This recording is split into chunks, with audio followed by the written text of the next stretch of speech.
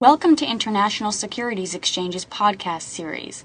Facilitated by renowned educators, ISE podcasts are intended to teach beginning as well as seasoned investors the ins and outs of trading. To find an updated list of podcasts, please visit www.ise.com/podcasts. Please be sure to listen to our important message following this episode regarding the risks of investing in exchange-traded options. So what's China doing with some of this? Well, they're turning around and they're buying European bonds. And when they buy European bonds, what does it do? It pushes up the value of the euro versus the Chinese currency.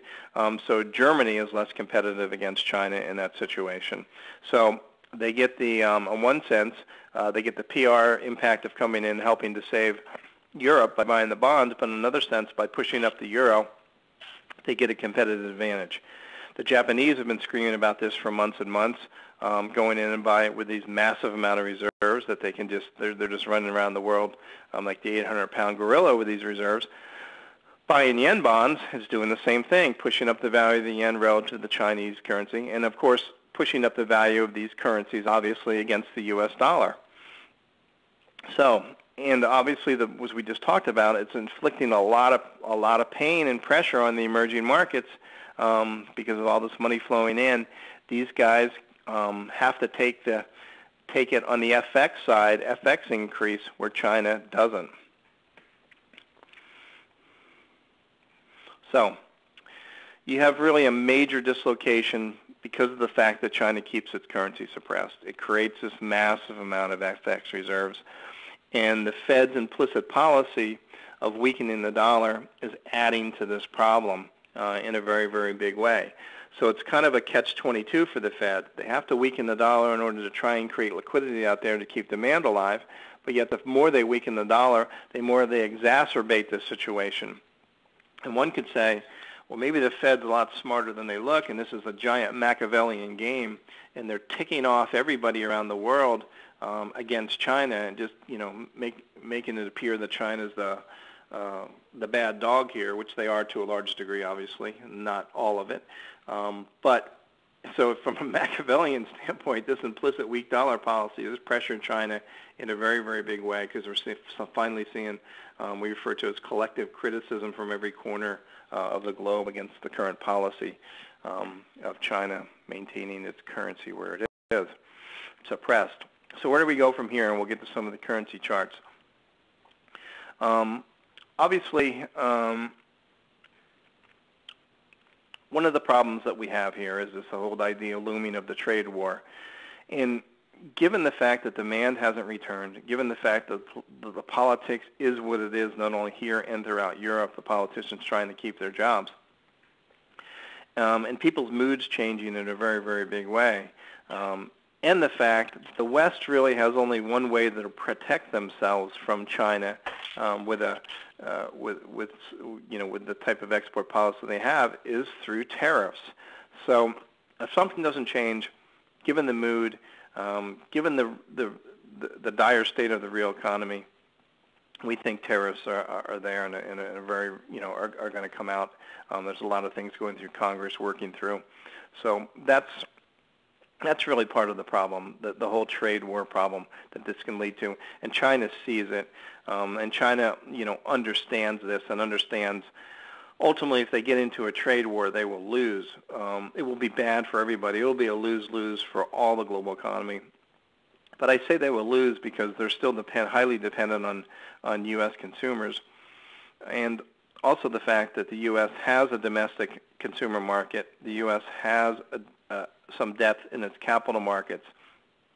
So in a trade war, the U.S. Would win. That won't always be the case, obviously. And if China does develop its domestic markets, it doesn't need to hold as many U.S. bonds and things. And won't be as dependent on the West. So there are reasons why China should allow its currency to appreciate. In fact, I gave a talk in Beijing. I was invited there. I'm not quite sure why, but at this high-level FX conference, and I pointed this out. The relative benefits to China and the ability to stave off what I saw was a swing from capital to labor and real problems showing up here. But needless to say, nobody really cared or listened. But China's starting to listen now, and if they don't do something here, especially now with the collective criticism pointed their way, I think it's just a matter of time before this idea of a trade war becomes a reality if they continue to dig in their heels.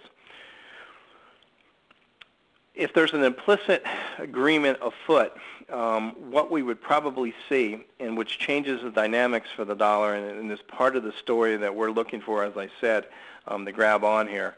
If there's an implicit agreement afoot, it means the U.S. pulls back on flooding the market with dollar-based credit, and creates because the credit bubble problem that it's creating for the emerging markets is enhancing China's credit bubble problem. So the pressure is there too because of this U.S. flooding the market with dollars. Last week we saw, for the first time in a long time, Treasury Secretary Geithner come out and say the U.S. does not want a weak dollar. The U.S. cannot devalue its way to wealth in the world. It's a terrible way to go about running an economy. Whether he meant it or not, the fact that he said it publicly was very, very interesting to us, and he was absolutely right. You can't devalue your way to prosperity. And it's another thing, just as an aside, that drives us crazy. When we hear analysts and economists say, well, you have to have a weaker dollar for the U.S. economy to rebound, we keep saying, well, Germany's done pretty well with a strong currency. Australia's done pretty well with a strong currency. So this idea that you must have a weaker currency to perform is total hogwash. And in fact, a weak currency in our book hollows out your economy, because why would anybody want to put fixed plant and equipment when they know the implicit policy is to continue to weaken the local currency? In effect, it drives capital offshore, and that's no way to build wealth in your own economy. So when people say that, just look at the empirical evidence. The empirical evidence that counters it is everywhere, but yet they still continue to say it. It drives us crazy. Anyway, I was saying that Geithner came out and actually said something like that. The next day we had China surprise increase in the Chinese interest rates. Then we went into the G20. Now, most people poo-pooed the G20 and said nothing was done, but in effect, I think there was more accomplished than meets the eye. One of the things was the surprise that right away they increased voting rights for the emerging market countries and China. Again, maybe that's part of the quid pro quo here. The interest rate hike, Geithner coming out and saying that. And if it is, and now, of course, Geithner's in China now, I think, and more talks are going on, they're huddling. I think if the market starts to see some type of implicit agreement here, and I'm not talking about a one-off revaluation of the Chinese currency, but I'm talking about implicitly where China says they're going to allow their currency to continue to appreciate, in a marginal fashion, but a steady appreciation. We could see the U.S. In turn pull back on the quantitative easing too, and if those quantitative easing 2 expectations were to fall, meaning the Fed doesn't put as much money in as everybody had counted on and has bid it up and used to bid up the stock prices, we could see a big change there, and obviously a change to the dollar.